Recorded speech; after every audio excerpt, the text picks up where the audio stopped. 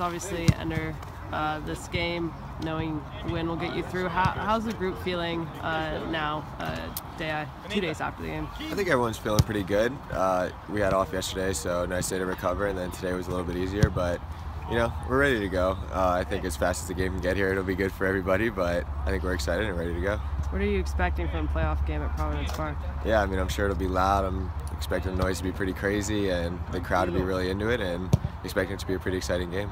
For you personally, you've kind of come into the starting goalkeeping role this year, took over that job mid-season. How has that been for you, moving into being out there every week? Yeah, it's been good. You know, obviously it's something that I've been wanting for a really long time and working hard towards it, and it's something that I really appreciate, and I'm happy to be in the spot that I am, but you know, just keep working hard and try to keep the spot as long as possible.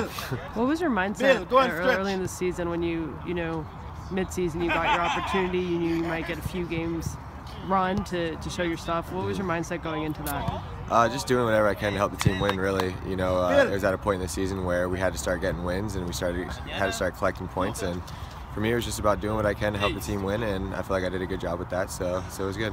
How much of it was a goal of yours to try to prove that you could be the #1 keeper coming into this year? Yeah, I mean, of course it is. I think every year that you're in the league, you want to prove that you could be the #1. And here, you know, I was fortunate to get my chance, and, you know, I'm just trying to do the best with it that I can. In terms of just kind of the weight that you've had, you were back up at Salt Lake. You've been a backup for a while. It's a difficult position where, you know, only one guy can play. How have you kind of worked through that year after year, kept fighting to try to get the #1 spot? Yeah, well, I always felt like I was capable of being a 1 in this league, and you know, when you play for Salt Lake and you're playing behind Raimondo, you just kind of know that it doesn't really matter what goes on, that Raimondo's going to be the guy, and deservedly so, obviously.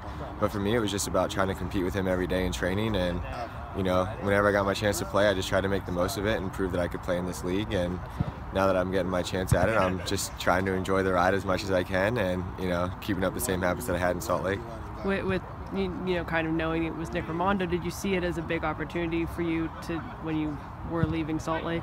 Yeah, I mean, obviously, you know, with Nick as the #1 and the guy that you're falling behind, you know that it really doesn't matter what goes on the field or what's going to happen, that you know that Nick's going to be the guy. So to get the chance to get out from underneath of him and, you know, just get somebody somewhere else where you can get some fresh eyes on you and compete with other people, then that was obviously a good thing for me. Did it feel any different for you, not only being on the field, but being on the field starting in a playoff game? Yeah, it was intense at first.